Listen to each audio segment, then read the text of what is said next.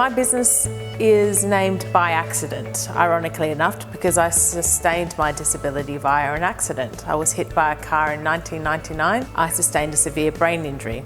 By Accident is a series of trainings for other people that have an acquired brain injury. I give tools, tips and strategies based on my own wide-ranging experience. I have a swimming pool building business, and I've also, in the last 3.5 years, I've decided a manufacturing business where we manufacture our own pools. So pretty well a one-stop pool shop is our business. I am an inspirational speaker and author, which basically focuses on working on keynotes, conferences and workshops and consultancy. I'm an author, illustrator, so I write comic books for children, graphic novels, that sort of thing.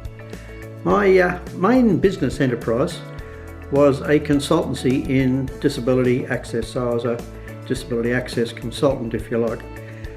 That business offered 3 main services: to do physical access audits of premises, access audits of policies and procedures of an organisation, and training for staff, particularly in communicating with people with disabilities and particularly for frontline staff.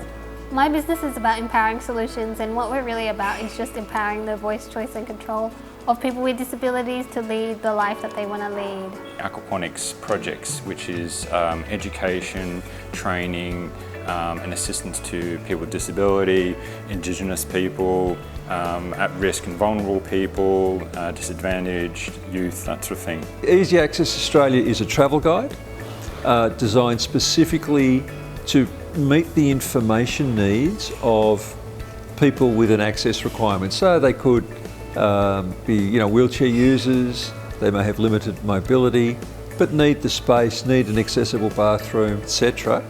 So it was a document to specifically provide some detail on that sort of accommodation.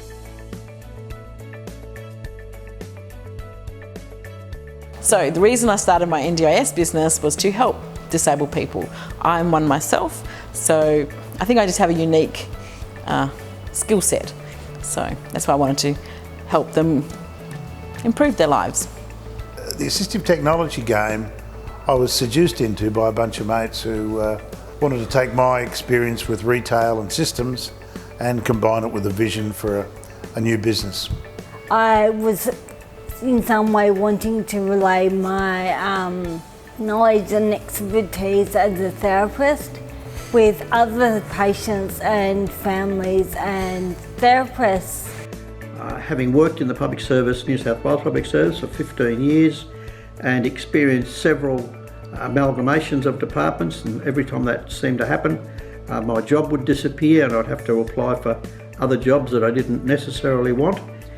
The main motivation, I have to confess, is I really wanted to work for myself, and I wanted to, at the same time, be in a business that was contributing to the community rather than just making money. Oftentimes I did go to interviews and I would never quite get the job offer, so I thought, hey, I have a lot of skills and knowledge, so why not start something on my own that I can impart to other people similar in my situation. I just want to be able to educate others, and I want to also give people with brain injury a sense of community, which is something that many people with brain injury are divorced from community after their injury, because most people don't want to be reminded that we are mortal beings living in this shell of a body that is fallible and has the ability to stuff up. I'm helping people with disabilities meet their goals through their NDIS funding and help them become more independent, access services they need, and empower them to do their own coordination in the future, because support coordination funding is short term. The motivation there was to move out of sort of an amateurist or an advanced hobby into a much more professional approach, something that I want to do in the future. It's sort of my purpose, if you like. I really didn't find many barriers. The only initial barrier was getting a truck licence after I had my accident.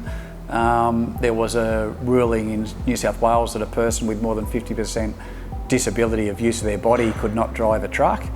So I challenged that in court and became the first person in New South Wales to the paraplegic to have a semi-trailer licence. But I just sort of feel like I make my own luck and go with what I got. Some of the key barriers, frankly, were to do with premises and finding a facility which could accommodate myself and other workers with disability. The other obstacle, of course, then is also the funding, the grants, the loans, that sort of thing, because so many of the business startups and the courses and the grants are for businesses that already exist. So quite often a course or a funding grant is not for someone such as myself who's at the conception stage of the project.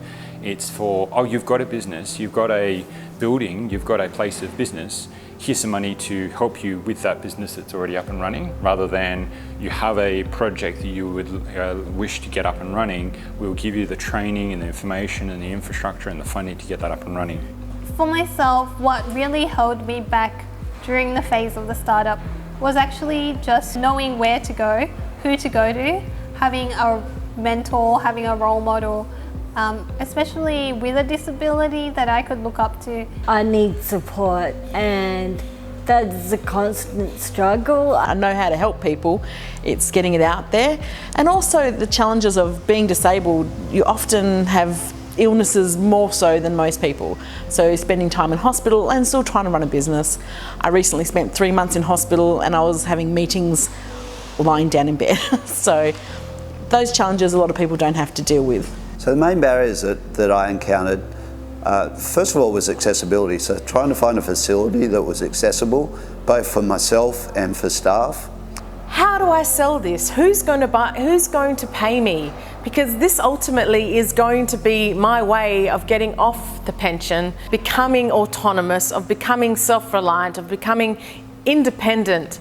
And it's so difficult to find people who will invest in my courses, because everybody just seems to palm me off now to the NDIS, but the NDIS only caters for 10% of the disabled population, and many of the people on NDIS aren't people with acquired brain injury because NDIS is so difficult to get on.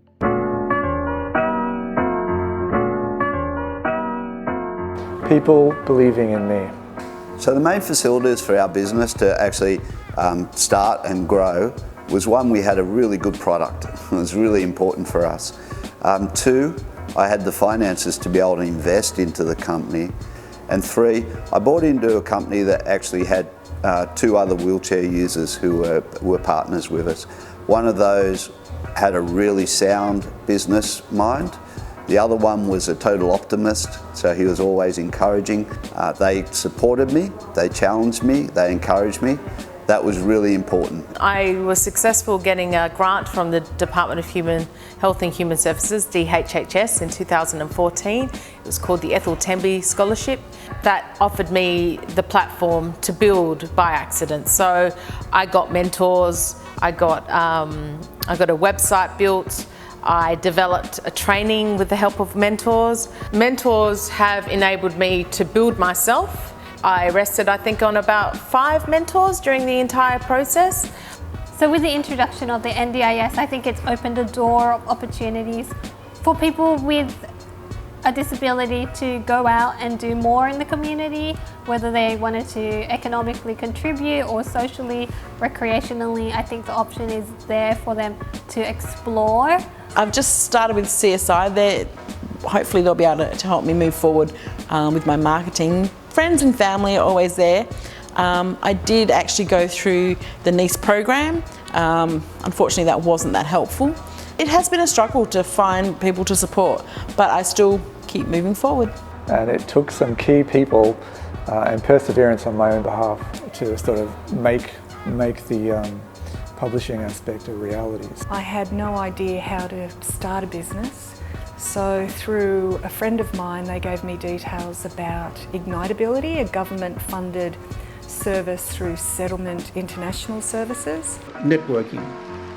Having worked in the public service for quite some time, I had an extensive network of people working in government departments and also in local government, and I was able to draw on the people in those networks to alert me to contracts that I might want to put in for, And also, of course, they knew my name, knew what I was doing, and they were able to contact me and suggest that I put in for particular contracts as part of the tendering process. Main details of what you need to do to get started in a business.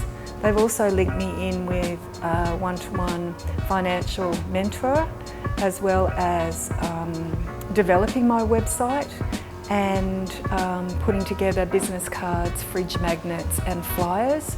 I was very fortunate in that I'd worked in open employment all my life, and through that I'd built up a lot of business skills, and I had some very good mentors. And through the careers that I had, I'd built some good business skills which helped me get established.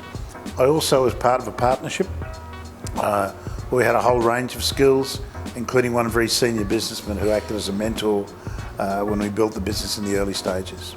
We very much understood the needs of our customer base, and that gave us an urgency and a customer service without ever letting our values down to bend to the squeakiest wheel, if you will, of the whinging person with disability. We just try to do a bloody good job and provide great service. You have to put in a lot of hard work, but you also need an opportunity, and I was lucky enough to be given that opportunity.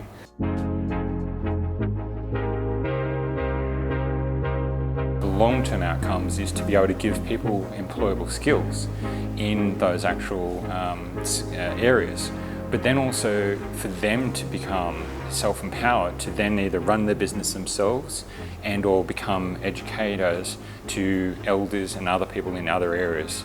Having a business that actually contributed to the betterment of society. There were organisations that, because of my reports, because of my training, provided a better service or a better environment for people with disabilities, and that's a good feeling. I don't really like working for a boss. I'm not a very good person to have a boss. I would probably make more money if I had a boss, but it's just not my thing. I'm not accountable to anyone but myself, which is a good thing. You can work from anywhere you want. You can work from home. You can work at 6 o'clock in the morning right through till 5, or you can do a 9 till 5, or you can still be working at midnight if you feel like it. The main benefits and outcomes of having my own business, look, it's independence. I love to create something. I want to help people. I want to be financially secure. I want to be my own boss. I just want to get people out there doing things. Hopefully I can encourage that. And I'm not going to make $1 million anytime soon, but certainly not starving. I enjoy life. I get to holiday quite a bit, so it's all good fun. It didn't make me a millionaire, but it made me more responsible for what I was doing and more in control and more autonomous. But I definitely found that balancing my physical and emotional needs meant that I needed that flexibility. I have a viable business model, and I've got a business model that will supply support and understanding and space and community to a very, very marginalised sector of the community, which is actually 2% of the Australian population. Did you know that? 2% of the Australian population have brain injury, and yet nobody knows anything about it. I think the main benefit is being able to work on projects that I believe in and that I love and that other people like as well. If it doesn't quite work out, there's always the next project, and it's just about consistently working on that until you get something that you're happy with.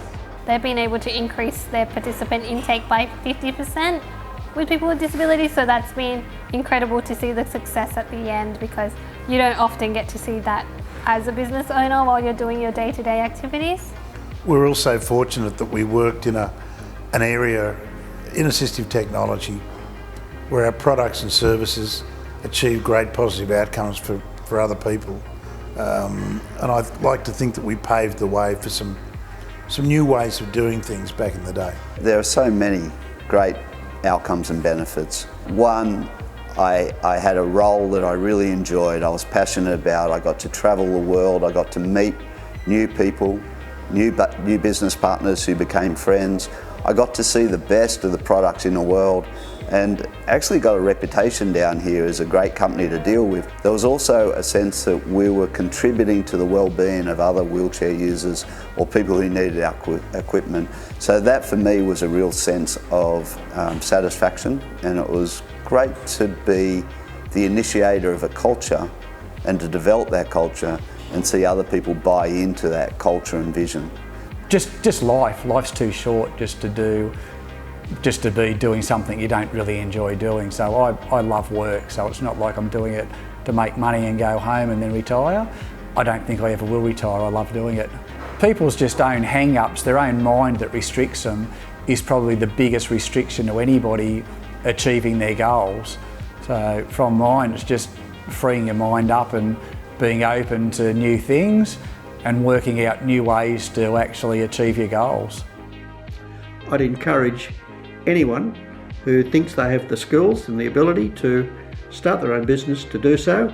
You'll find it a hard but rewarding experience.